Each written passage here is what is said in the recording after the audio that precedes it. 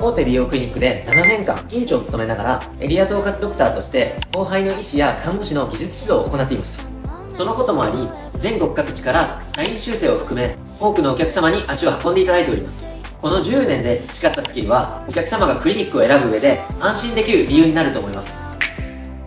ありがたいことに私やスタッフの接遇の良さを褒めていただく機会が多いです。月に一度全員で研修を行い、私自身細かいところまで常に意識しています。スタッフにもそれが伝わり、高いホスピタリティを提供できているのではないかと思っております。